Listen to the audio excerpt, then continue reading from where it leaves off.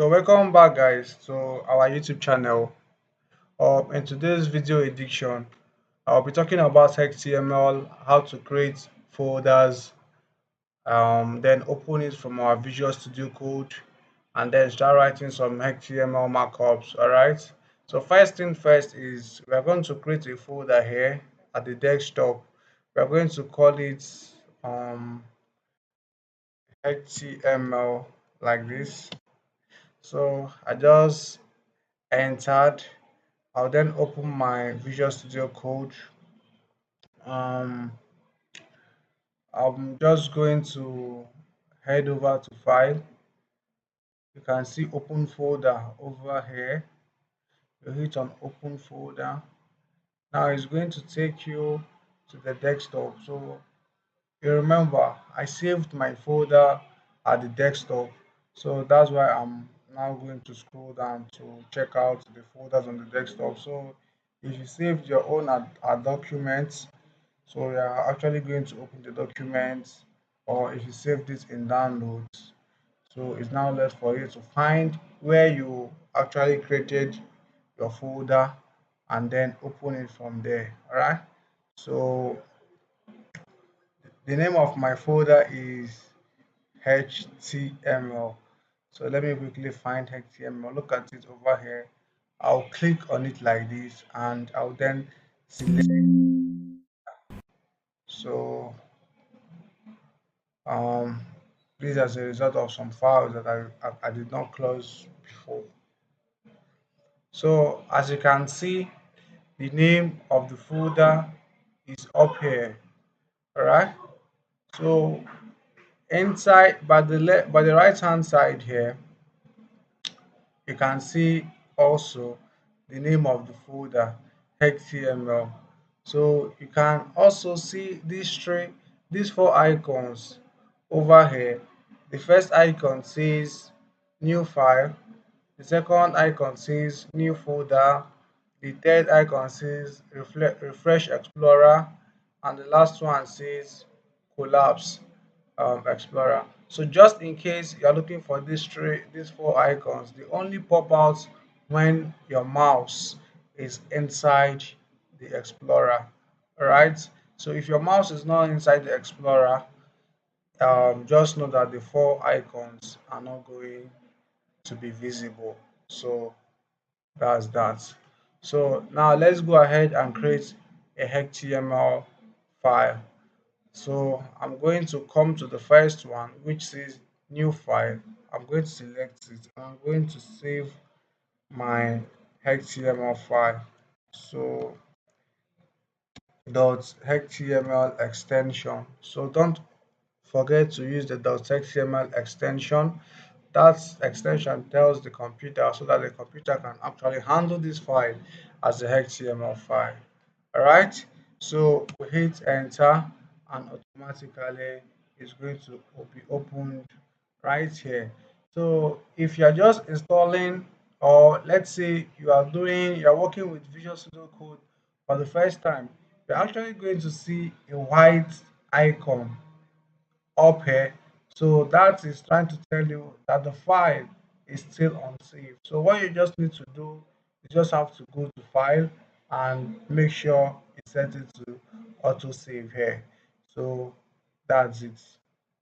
That's if you are working with Visual Studio Code for the first time.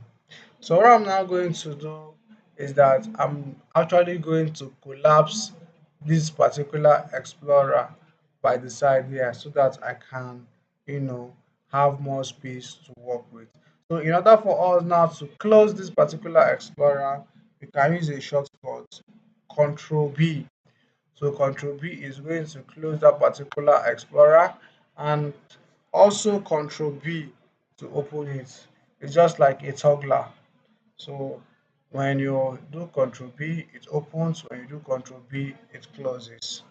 So that's that. I'm going to do Control B to close it right away.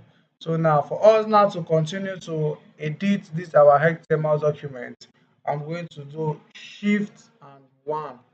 So when I do Shift and 1, I hit enter, automatically I'll be left or I'll be provided with these key things up here. So as you can see the white icon I was talking about earlier on. So to get rid of this white icon, just go to file and make sure this is set to auto save, and automatically that white icon will be disabled. All right. So things you need to know about this particular view, and let's not forget how we came to this particular stage. We'll do shift and one like this, and then we'll hit enter. We'll be provided with all of this. So this particular first part says document type, we know is HTML, and the HTML language is English. And inside the head we have a meta tag that says charset UTF-8. UTF-8 is simply a character encoding, and the meta name viewport content type width equals to device width. So this trying to say that the content of this particular document is going to equal the width of a device starting at the initial scale of 1.0. If that might interest you, this is just for responsiveness alone. And the title of our document is document. So this can also be changed. I can say my um, first web page like this. I made a typo. My first web page like this. So inside the body, that's where we'll be writing our HTML markup. So before we quickly do that, let's just make a header element which is h1, and I'll say welcome to our HTML class this way. So now what we'll be doing next is we are going to see how we can actually open this particular file um, in our browser. So to quickly open this in our browser, we'll right click on the name of the page or of the document that's up here. You can see currently mine is set to index.html. I right click on it, scroll down. You are going to see this copy part. I'll hit on the copy part. Now open the browser of my choice. Open the browser I would want to view this particular um, document on. Currently this is taking time. We just have to um, wait for it to open. So I'm now going to paste that which I copied at the tags bar here, and you can see welcome to our HTML class. So having done this, this is it. So let's now try to talk about some elements. So if you check this particular stuff we have here, all of these has a left angle bracket and right angle bracket. So those things are actually called tags, and tags are what made up our elements. From the definition of HTML, we see that HTML is made up of markups. So hypertext markup language. So it's made up of markups, and this is just what a markup looks like. So now H1 says header 1. When we come to elements, there are what we call semantic elements. Semantic elements are elements that once you take a look at them, you don't need a soothsayer to tell you what it actually does. All right, but H1 is not actually a semantic element. So we have H1 like this means header 1. We also have um, H2, which stands for header 2. I can use lorem to generate random words like this. I have these random words. I also have header 3. I'm using lorem to make up random words, and I'm going to explain on this when I'm done making up these headers. All right, so I'm going to take another lorem text, and this header starts from h1 to h 6. So I'm making up these random words like this with lorem. I'll say h6 like this. I'll say lorem 8. All right, so let's head over to the browser and check out what we've got so far. So what we have so far is, I think this is the H1, this is the H2, this is the H3, this is the H4, this is the H5, and this is the H6.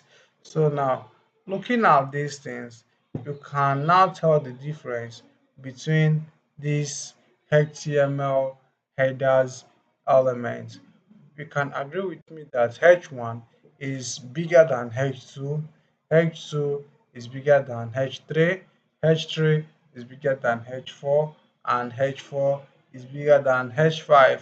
Likewise, that of H6. So these are all headers in HTML. Now it now depends on the kind of header that you want your website to have. You can now pick from this set um, of heading elements. All right. So after just like a normal English, after making your headers, you're likely to start up with a paragraph. So paragraph here is just called P, and you hit enter. Now you can now make up a random text inside the paragraph. So now let's go back to the browser and then check out for what we have. So I'm going to reload the browser to see any effects. Okay, so you can see the difference between the paragraph text and the heading text. That of the paragraph is not so thick as that of the heading. So in HTML, say we want some part of this paragraph to actually begin on a new page, on a new line rather. Let's say from Fujiat, we want it to like break down to a new line of text. So what we just need to do is to locate where that Fujiat is, make some space, and now put BR and hit enter. Automatically it gets wrapped up in a tag. So BR stands for break to a new line. So whenever we want to like break a text to start on a new line, we use um, BR. So let's quickly check that out and see what we've got. You see that? That's that. That's how we break down. And if you still want more break or say want more space, you can you can add multiple breaks now at some point. So you can see I've now got a white space. So now I want to wrap up my screen. I don't want to be moving this way or that way. So to actually wrap up my screen, I'm going to go with alternate Z like this. So that's that. So what else I would want us to talk about is what we call block elements and inline elements. Now, what are block elements? Block elements are elements that starts on a new line and takes up the whole space in the line. Block elements are elements that start on a new line and takes up the space in the new line. So let's see examples of these block elements. So I'm going to go with a H1. I'll say block, um let me start with a capital letter, block elements this way. Now examples of these block elements include our headers, that's the H1 to H6. So all of these are block elements. So let me just make a lorem text. I'll say lorem 5. And when I move down to the browser and I reload, I can see the lorem text. Now let's see how it starts on this line and then takes up the whole space in the new line. So I'm going to right click and I'm going to go to inspect. Now if we're here and we pick on this particular blue icon here, now let's try to hover across this element, or let's hover from this particular spot. So I'm just going to turn on my responsive screen. Oh, this is not actually giving me what I want.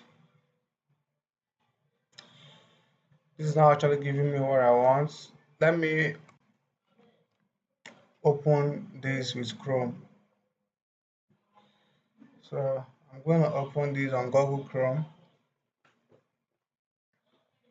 So I think Google Chrome is recommended. So let's always try to use Google Chrome because Google Chrome is actually the best in terms of development.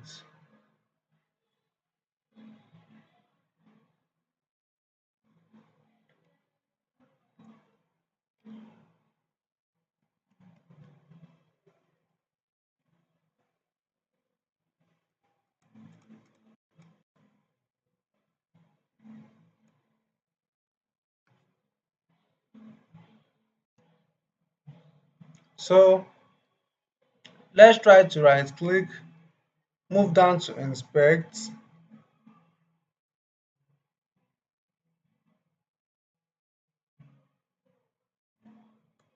right click. All right.